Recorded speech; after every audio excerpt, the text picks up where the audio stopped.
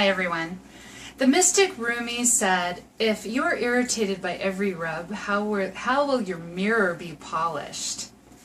I happened to be driving my kids to school one morning and I got stuck at a red light, right? It happens. There was one car in front of me, and when the light turned green, that car sat there. And so I'm sitting there and I'm like, the light's green, when are you going to go? Meanwhile, cars that were behind me started going around us, right? And I'm just starting to get really frustrated and the light turns yellow. The person in front of us finally wakes up and sees that the light's changed, and they go through the yellow light just as it's turning red. And there I am, stuck at another red light, right in a row. 2 red lights in a row at the same stoplight. I was offended. I was irritated. I was so frustrated and annoyed because I had places to go. I had things I was doing, right? Another time, I was at a stop sign. I learned so much driving around. So I'm sitting at a 4-way stop, and I'm here, and there's a car coming this way. Well, they turn right, and they go in front of me, and it was their turn. They didn't do anything wrong. But then I go, it's my turn, I get behind them, and I'm like, oh, this person is so slow. Don't they know I have somewhere to be? How did I get behind such a slow car? And I was just on the verge of getting really frustrated, and I realized it was a friend of mine. And all of a sudden I was like, oh, it's my friend. Oh, I love them. And because I knew who it was, I had some understanding about why they drove slow. And they have a good reason for it. When we are offended, it's never for the reason that we think we are offended. If we're frustrated, angry, irritated, annoyed, it's never because somebody else did something. It's always because we have bought into the idea of separation from our source and limitation. Okay? We buy into that idea. We want to be able to shift our perception so we feel better. We want to be able to shift our perception so we start seeing God as an everywhere present source.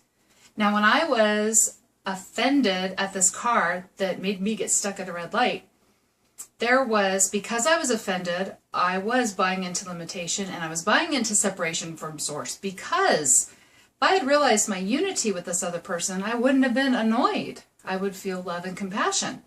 So there's the separation. A shift in perception happened, however, when I saw my friend driving in front of me, and it shifted from annoyance to compassion and understanding because I saw myself as connected to them. So we want to be able to shift our perception to see God as everywhere present. Because when we're annoyed, frustrated, angry, it's never for the reason that we think we are. It's always because we're buying in to limitation. We're buying into the idea of being separate from our source. So we want to be able to see God as everywhere present. This is easy when it's people we love. But when it's somebody who really annoys us, it can be far more challenging. But we want to be able to look at that most annoying person or frustrating person or horrible person and realize it's just a behavior. That inside of them is the same light that made each and every one of us, right? Inside of them is the same source that created all of us. When we see that, we can shift our perception. Even for the most annoying, awful, frustrating person, we are increasing we're increasing our own spiritual power. Okay, we are empowering ourselves. We're making it so much easier for us to align with higher will, with our divine will, and to feel how that source is working through us. However, for a really frustrating, annoying person, it may take some imagination. But we're using our imagination all the time anyway. Our imagination creates every scenario that we go through. That is why 2 people can go to the same event and one person will have a great time and the other person will have an awful time. If we see an awful, chaotic, or selfish world, that's the world we'll experience. If we see a loving, compassionate world, that is the world we'll experience. And that's why these 2 people can go to the same event and one person can say, these people were selfish, and the other person can say, oh, I had a great time. I thought everybody was so nice. It's the same event. It's perception. So we want to use our imagination. We want to use our imagination, and we can do this. Once upon a time, I was in my living room, and I heard a girl screaming outside. I look out the window, and it's a teenage girl, and she's walking her dog, and there's this awful, terrible, feral dog attacking them. Okay? And so I'm like, oh, what do I do? What do I do? Well, there happens to be a broom on my front porch. I run outside, I grab the broom, and I run out into the street where this girl is with her dog being viciously attacked by this other dog, right? This huge, giant beast. Only as I have my broom and I'm getting ready to swing, I realize it's not a giant beast. It's my dog. I didn't even recognize it was my dog. My dog was a Pomeranian mix.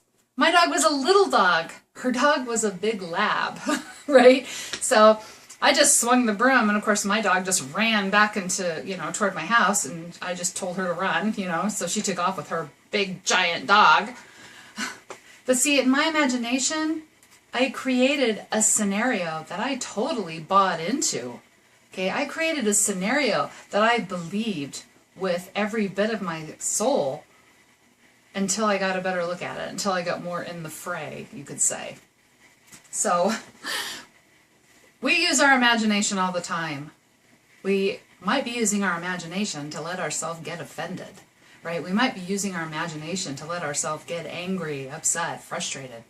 We are using our imagination to do that because the truth is, God is in every single person. There is no person where God is not present. There's no event where God is not present. We're choosing to focus on something we're imagining. Okay, that is why you can get really frustrated with one person, and yet you'll know somebody else who thinks that person is an angel. Okay? It all has to do with our perception.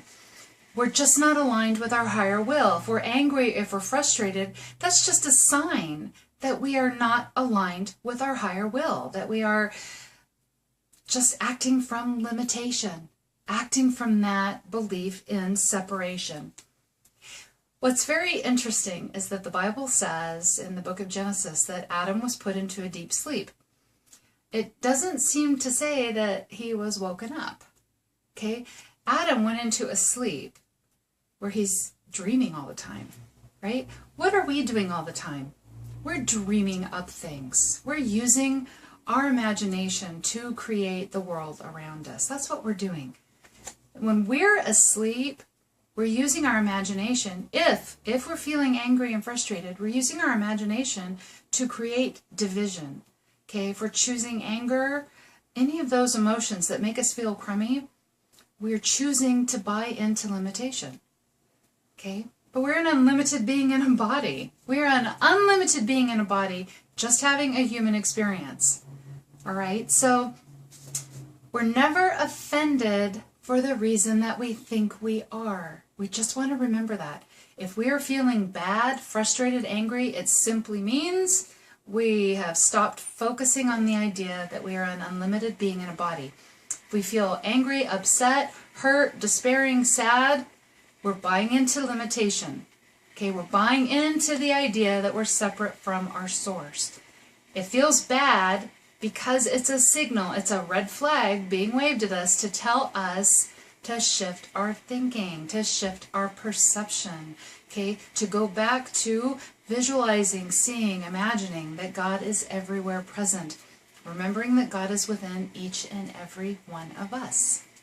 Okay, remember, you're never offended for the reason you think you are. Okay? We are an unlimited being in a body. So thank you so much for being here. And until next time, remember, you are a divine child of a loving Creator. You are a force for good. You are a light and you light the way. With everything you do, you are blessed. And so it is.